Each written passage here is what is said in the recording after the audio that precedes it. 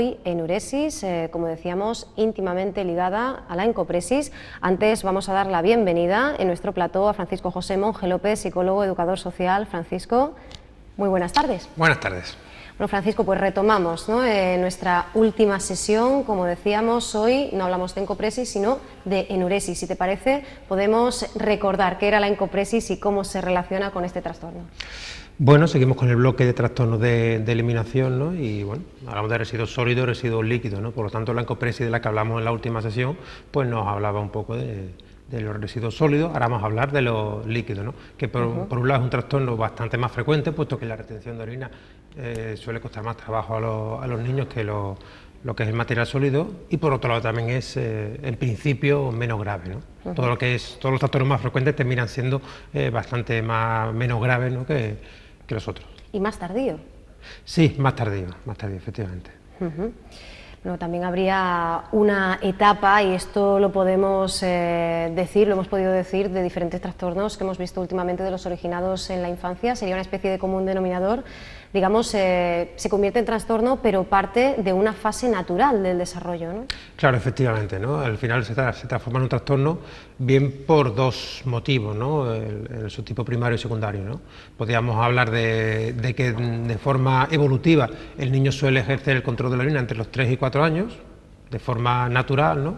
Y si alcanza los 5 años y no ha ejercido ese control del esfínter de la orina, a partir de ahí podemos considerarlo un trastorno, ¿no? De hecho, uno de los patrones en la definición de trastorno nos habla de la edad, ¿no? Y la edad debe ser superior a 5 años para poder considerarlo trastorno. Antes de esos 5 años consideramos que evolutivamente entra en la normalidad, podríamos hablar, ¿no?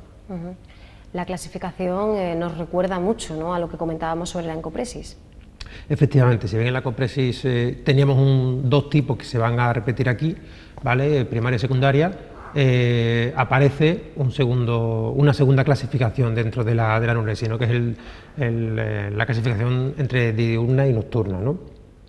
Por un lado, primario y secundario, hablamos de los mismos patrones de los que hablamos la semana pasada, ¿no? Es decir, en el subtipo primario hablamos de niños que nunca han conseguido ese control de esfínteres. Por lo tanto, el principal problema es el tiempo, ¿no? Están tardando más de lo normal a la hora de controlar ese esfínter, ¿no? Podemos hablar de distintas causas. En la mayoría de los casos hablamos de problemas a la hora de educar al niño a la hora de controlar ese esfínter, ¿no? Bien puede ser por cuestiones médicas, que hablaremos posteriormente en el ámbito de la etología, ¿no? Bien puede ser porque al niño se le acostumbra excesivamente al tema del pañal, ¿vale? Los especialistas sí lo mencionan con mucha frecuencia, ¿no? El tema de que si el niño se acostumbra a llevar el pañal más allá de la edad aconsejable, al final el niño no tiene esa incomodidad que uno tiene cuando se orina encima, ¿no? Entonces, al no tener esa incomodidad, no siente esa necesidad de controlar ese patrón. Por lo tanto, a partir de ahí el niño se puede acostumbrar al hecho de no tener que controlar el esfínter porque no siento ese malestar, ¿no? Entonces, a partir de ahí tenemos un problema porque el niño no lo controla a la edad a la que debería, ¿no? Y por otro lado tenemos el subtipo secundario, es decir, un subtipo en el que el niño ya ha controlado esa orina en la edad evolutivamente normal, entre 3 y 4 años, y llega a un punto, generalmente suele ser a partir de los 7, 8, 9 años, muy relacionado con el principio de la escolaridad, en el cual el niño vuelve a tener ese problema de control, ¿no? Está muy relacionado, insisto, con el periodo en el que el niño empieza la educación primaria, ¿no? Quizás pues, son fuentes de estrés, ¿no? Y por supuesto relacionados con sucesos estresantes. Hablamos de muchas cuestiones que hemos hablado antes, ¿no? Un divorcio, un cambio de domicilio, el principio de la escolaridad, la aparición del hermano pequeño, y por supuesto hablamos de sucesos mucho más traumáticos, violencia familiar, este tipo de cuestiones. Pero bueno, es importante destacar que pequeños cambios vitales nosotros sabemos manejarlos, y un niño pequeño, ya lo hemos dicho bastantes veces, no tiene esos recursos cognitivos, ¿no? Entonces puede ser que un poco se retrotraiga a esa fase inicial en la que no controla los esfínteres, ¿no? Y puede ser esa expresión de ese conflicto o ese estrés que puede estar pasando por un suceso aparentemente banal para nosotros, ¿no? Históricamente este trastorno, Francisco, lo podemos rastrear en civilizaciones tan pretéritas como la egipcia, ¿no? No es algo precisamente nuevo, ¿no? No, por supuesto, este trastorno puede ser desde tiempos inmemoriales, ¿no? Sí es verdad que es importante destacar que las cifras nos hablan de que el 70% de casos ni siquiera está diagnosticado. Es decir, veo que mi niño se orina encima y para mí no es un problema. Pues seguramente el niño no quiere, el niño no sabe, al final tiende un poco a a echarle la bulla al niño, a broncarlo, cuestiones que después veremos que no son muy recomendables, ¿no? Pero bueno, al final se nos va un poco la cabeza y un poco respondiendo a lo que tú me estabas hablando, efectivamente en civilizaciones egipcias encontramos papiros que nos hablan del tema, en el Imperio Romano encontramos ciertos estudios incluso que nos hablan de esa relación entre el sueño y la enuresis nocturna en este caso, ¿no? Es decir, se habla de que bueno, si los adultos o los niños sueñan con ríos, sueñan con estanques, sueñan con corrientes de agua, pues es mucho más frecuente que se produzca la orina, ¿no? A partir de los 6 años ya tendríamos un problema. ¿Puede llevar aparejado pues, algún otro tipo de conducta o de patrón común? ¿Podemos estar alertados por alguno de esos indicios antes de que se produzca? Bueno, por lo general el niño se avergüenza e intenta ocultarlo, ¿no? Es decir, en principio el niño va a tender al aislamiento. Es decir, el niño querría evitar actividades sociales que le supongan mucho tiempo fuera de casa porque tiene riesgo de orinarse. Por supuesto, va a tender a evitar dormir fuera de casa porque bueno, la anorexia nocturna es mucho más frecuente que la diurna, ¿no? Entonces el niño va a rechazar toda actividad que suponga estar fuera de casa mucho tiempo, ¿no? Eso es un patrón importante. Aparte, bueno, como normalmente la anorexia diurna va asociada a la nocturna, en el caso de la diurna quizá el niño sea capaz de disimularlo. En el caso de la anorexia nocturna, pues al final evidentemente los padres se dan cuenta, ¿no? El niño amanece con la cama mojada y eso salta a la vista. El pronóstico, has dicho antes que es muy favorable y sin embargo hay casos muy escogidos, como en el asunto de la encopresis, en que puede llegar a prolongarse o incluso a volver a desarrollarse en edades muy posteriores.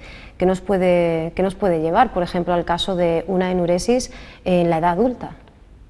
Bueno, pues hablamos sobre todo de cuestiones sociales, ¿no? Es decir, claro, un ostracismo social. Imagínate un adulto que no sea capaz de controlar su propia orina, ¿no? Pues actividades sociales cero, salidas de casa cero, por supuesto autoestima por los suelos, depresión, ansiedad, en fin, un cuadro muy característico. Sin embargo, sí es verdad que hablamos de un porcentaje minúsculo, el 1% del total de los casos, ¿no? Es decir, la mayoría de los casos es verdad que se recupera espontáneamente incluso al inicio de la adolescencia es cuando empieza esa recuperación, ya te digo, espontánea, ¿no? O sea que por ahí el pronóstico es relativamente favorable. Otra cuestión es que el niño durante 4, 5, 6 años de esa infancia viva con ese problema.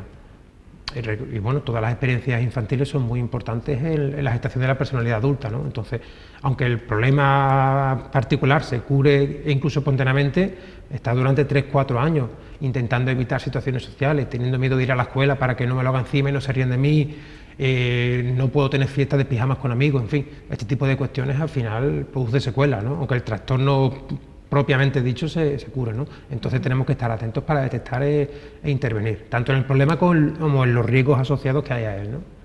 Unos riesgos a los que podemos contribuir positiva pero también muy negativamente los propios padres, ¿no?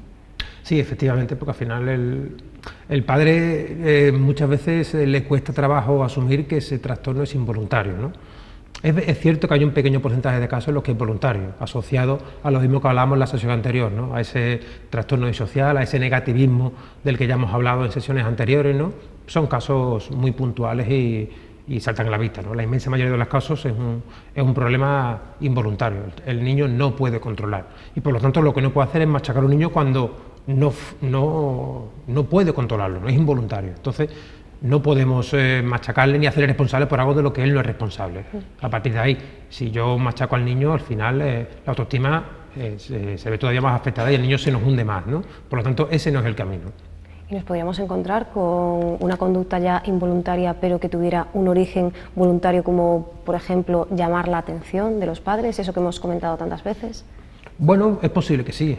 Al final el niño asocia la conducta a un determinado refuerzo y quizá para cuando quiera empezar a controlarla ya esté la asociación demasiado fuerte y no le cueste trabajo, ¿no? Sí, es posible. Sin embargo, normalmente la voluntariedad de este tipo de conductas va asociada a la oposición, al desafío ante la autoridad adulta, no a un deseo de llamar la atención, aunque muchas veces los padres sí lo refuerzan así, ¿no?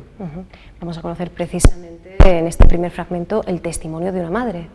Sí, efectivamente, vamos a ver un poco las motivaciones y las causas y sobre todo la reacción de los padres que ya digo que muchas veces es desproporcionada y no es la adecuada para ayudar al niño, ¿no? Pues nos quedamos con este primer corte y enseguida volvemos.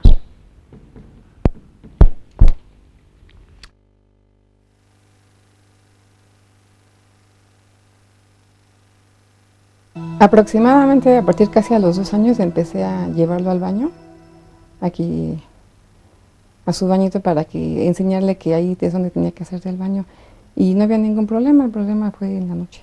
Yo sí me siento un tanto alarmada por ver la edad que tiene, de 8 años, y sigue usando pañal. Platico con mamás de niños de esa edad y no exhibo a mi hijo, pero tampoco no veo que tengan el mismo problema que tengo yo. A mí se me hace muy extraño porque mi hijo, el mayor, tuvo un crecimiento normal, mi hija también, y el problema es con el más pequeño. Mi esposo no tuvo ningún problema. Me dice mi suegra que él tuvo un esfínter normal dentro de su edad. Yo también no tuve ningún problema. Mis papás me dicen que también tuve un esfínter normal. Me dice mi papá que él sí lo tuvo.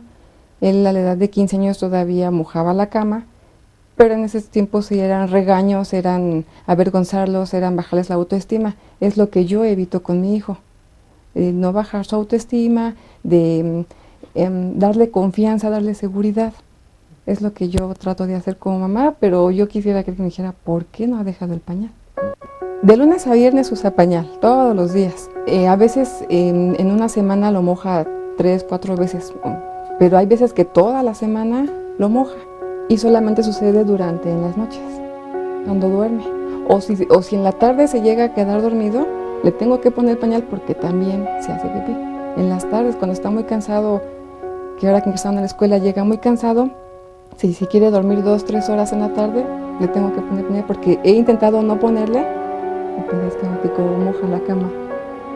Cuando yo veo que mi hijo ya se empieza a preocupar de más, que ya lo veo angustiado porque sigue mojando el pañal o sigue usando el pañal en la noche y ve que sus compañeritos no, platico con él precisamente para levantar su autoestima y que tenga seguridad en él mismo, porque mi miedo es que al otro le vaya a afectar, más grande, le vaya a afectar emocionalmente, que no tenga seguridad donde esté o sienta miedos, temores.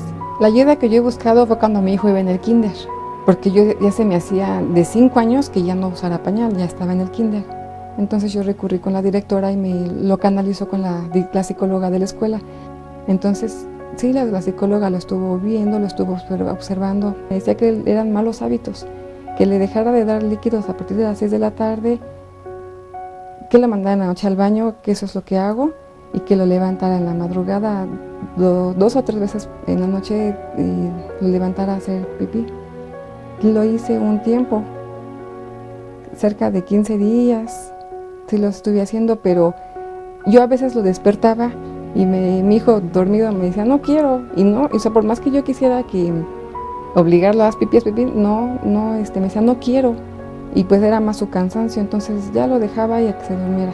Al poco rato lo voy a despertar a las 2 horas y ya era lo mismo, o ya me había ganado, o sea, ya había hecho pipí en el pañal, entonces se me hizo como, no vi muchos resultados, porque o no quería, o yo cuando yo lo despertaba ya había mojado el pañal. Y no encontré tampoco solución, no ha habido solución a ese problema.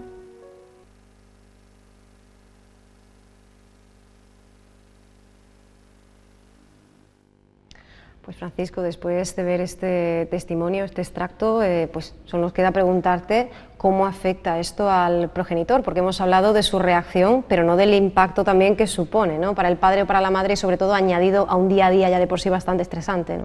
Bueno, indudable, el extracto que da un matiz dramático, quizá un poco la luz y todo esto, que evidentemente no es para tanto, ¿no? Sí es verdad que la reacción de los padres suele ser muchas veces empieza un poco por la indefensión, porque no saben qué hacer, y después sobreviene el enfado, porque bueno, al fin y al cabo son muchas noches en las que quizás uno tenga que levantarse para cambiar la sábana o para limpiar al niño, ¿verdad? Y bueno, es mucho estrés acumulado y al final, insisto, a los padres les cuesta mucho trabajo entender que es un trastorno involuntario y que el niño no tiene ningún tipo de culpa. Es más, posiblemente los padres tengan cierta responsabilidad, ¿no?, en el origen de la anorexia, ¿no? Entonces es difícil y hay que trabajar mucho con los padres, ¿no? Porque bueno, si hablamos del ámbito de la intervención, las sesiones con el psicólogo son muy puntuales y bueno, reincido otra vez en la idea del rol fundamental del entrenamiento y de la involucración de los padres en la intervención, ¿no? Y además en este camino tenemos todo tipo de ayudas, ¿no? Artilugios como ese Pipí Stop, ¿verdad? Nos hacen mucho más llevadera, ¿no?, ese problema, esa problemática y bueno, nos acercan más a la solución, ¿no? Sí, bueno, el pipí stol o la alarma urinaria es casi el producto estrella de la intervención, ¿no? Hablando un poquito de intervención, lo primero que habría que destacar, y empezando un poco desde el principio, es que hay que descartar la causa orgánica. De hecho, la enuresis no se llama enuresis cuando hay un problema médico, no se llama incontinencia, ¿no? Es decir, hablamos de infecciones, hablamos de una vejiga que orgánicamente sea más pequeña de lo normal, de una musculatura secundaria débil. Todo este tipo de cuestiones médicas, por supuesto, hacen que el tratamiento sea mucho más sencillo, ¿no? Es decir, pues un tratamiento médico para una causa orgánica y a partir de ahí, problema solucionado, ¿no? Y si vemos que orgánicamente y muscularmente no hay nada que nos haga sospechar que el origen es alguna infección o tiene un origen médico, a partir de ahí empezamos con el tratamiento psicológico, ¿no? El tratamiento psicológico, es verdad que hay ciertas cuestiones, existen medicamentos para controlar el esfínter, cuestiones que son siempre muy polémicas, ¿no? A mí particularmente me causa cierto rechazo, ¿no? El tema de un niño de 5 o 6 años, medicarlo cuando existen otros tipos de ayuda y cuando siempre existe el riesgo de efectos secundarios de la medicación, ¿no? A este respecto existen varios métodos. Tenemos un método que se llama de la cama seca, es decir, el acostumbrar al niño a levantarse cada X tiempo durante la noche, que es cuando se suele producir más la enuresis. Existe un método incluso para aumentar la capacidad de la vejiga, con ciertos patrones controlados de ingesta de líquido y control de líquido, controlarlo durante X tiempo, ¿no? Y motivar al niño hacia eso. Y sí es verdad que el método quizá más rápido y más efectivo, científicamente comprobado, es el alarma urinaria, ¿no? Hablamos de un aparato, un dispositivo que se puede comprar incluso por internet. Por menos de 100 euros tienes una alarma urinaria que consiste en un sensor que el niño o la niña pues lo tendría pegado al orificio por el que sale la orina, ¿no? Y lleva incorporado con un cable una alarma que se la pone en el calzoncillo, ¿no? O en la braguita. Entonces, ante esas primeras gotas que surgen cuando uno tiene ganas de orinar, el sensor se activa y suena una alarma, ¿no? Entonces, a partir de ahí, el niño va a asociar de forma clásica, podríamos hablar incluso por condicionamiento clásico, las sensaciones que tiene al emitir esa primera gota de orina con la alarma. Por lo tanto, el niño se despierta automáticamente, primero con la alarma y después, mediante esa asociación, cuando va a empezar a orinar, ¿no? Hablamos de esas primeras gotitas que nos surgen a todos, ¿no? Y que no es el chorro, digamos, de orina, con lo cual es un método bastante efectivo en un 80% de los casos. Hemos hablado hasta ahora de niños, de pequeños, genérico, y bueno, hablando de niños y de niñas, ¿hasta qué punto afecta de cara a la enuresis la diferente morfología de un aparato urinario y otro? Bueno, en cuanto a porcentaje de casos, sí, es similar en niños y en niñas, ¿no? Sí, sí, es verdad que en el caso de la niña, por cuestiones propiamente anatómicas, ahí claro, existe un riesgo asociado a infección, ¿no? Porque claro, por el orinarse encima, pues puede producir más infección lo que sería su aparato genital, ¿no? Claro. Pero en cuanto a porcentaje de casos, se da por igual en los dos. Si bien es cierto que anatómicamente la mujer tiene una vejiga más pequeña, es decir, ella tiene que orinar de forma más frecuente que el hombre, pero eso no es un problema, siempre que la mujer lo pueda controlar. El tener que ir más veces al baño no es un problema de incontinencia ni de enuresis, ¿no? Simplemente una cuestión de pura fisiología, en este caso por sexo, ¿no?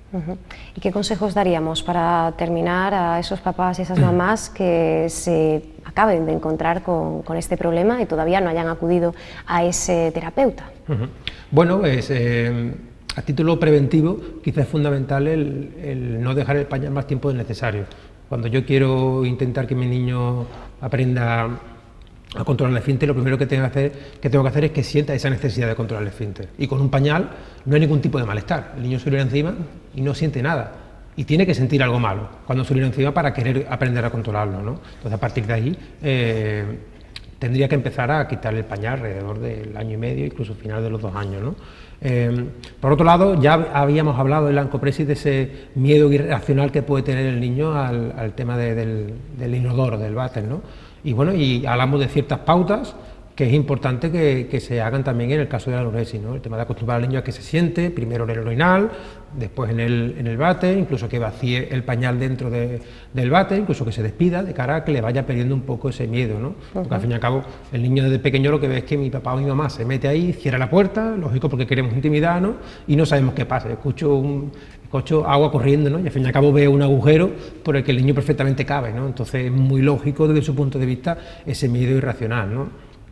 Por otro lado, una vez que empezamos a tener esos problemas, los padres tienden a ciertas prácticas que no son correctas. Es decir, siempre se ha hablado mucho del mito de, bueno, si el niño se orina en la cama, no le doy agua a partir de cierta hora de la tarde-noche para evitar que tenga que ir al baño, ¿no? Bueno, eso es positivo de cara a que el niño no se orine. Sin embargo, mi objetivo no es que el niño no orine, mi objetivo es que el niño controle la orina. Si no tiene orina para controlar, no le estoy ayudando a la hora de control del esfínter, ¿no? Volvemos a mirar a corto plazo, ¿no? Efectivamente, Buscar soluciones a corto inmediatas. plazo pienso en que mañana no tendría que cambiar la sábana ni tendría que lavar a mi niño porque no se ha orinado. Bueno, no se ha orinado ni tampoco ha aprendido a controlar la orina, ¿no? De hecho, los especialistas recomiendan la ingesta masiva de líquido, de cara a que el niño sienta esa necesidad de orinarse, ¿no? Entonces, al final, como tú muy bien has dicho, los padres miran a corto plazo, el niño no se orina esta noche, pero tampoco aprende el control de esa orina, ¿no? Entonces, precisamente la recomendación es lo contrario, aunque sí, efectivamente, tenemos más riesgo de ese problema, ¿no? Y la otra recomendación muy importante y que entienden los padres quizá a hacerlo de forma errónea es el llamado coste de respuesta del que hablamos el otro día, ¿no? Es decir, si el niño mancha la cama o se mancha la ropa, el niño tiene que cambiar la sábana, el niño tiene que cambiar la ropa, el niño tiene que poner la ropa o las sábanas en la lavadora, el niño tiene que limpiarse él solo, es fundamental. Que al niño le suponga un esfuerzo el tema de haberse orinado encima. Pero una vez más es más cómodo hacerlo nosotros. Claro, al final por la madre ellos. dice, bueno, quita niño, que tú eres muy lento, que son las 2 de la mañana y que lo que me quiero acostar, entonces te quito la sábana, te cambio, te lavo yo en 2 minutos y tienes tu sabanita limpia y tu ropita limpia y encima la madre lo ha lavado al niño, que eso siempre es un gustito, ¿no? Que el niño sienta un poco esa atención especial y ese lavado de la madre, ¿no? Cosa que a lo mejor no hace durante el día, a lo mejor en el lavado de las 7 a las 8 de la tarde le dice, niño, tienes que hacerlo solo, y resulta que el niño se orina encima y consigue que lo lave la madre, ¿no? Entonces ahí los padres tenemos que armarnos un poquito de valor y ser conscientes de que el niño tiene que hacerlo él solo para que sienta esa necesidad de controlarlo, ¿no? Si al final consigo que mi madre me lo haga todo a mí, estamos cayendo en una ambivalencia porque al final lo estoy reforzando positivamente, ¿no? El coste de respuesta es importante. Bueno, pues estas y otras pautas son las que nos ofrece el segundo fragmento, el segundo vídeo con el que nos vamos a quedar. Francisco, muchas gracias por haber venido, que pases una feliz Semana Santa y que bueno, que nos veamos en breve. Bueno, nos veremos pronto. Muchas gracias. Nosotros nos vamos a despedir ya, nos quedamos, como decimos, con este último corte y os recordamos que mañana estaremos aquí para cerrar con vosotros la semana de Córdoba TV. Hasta entonces, que paséis un feliz jueves.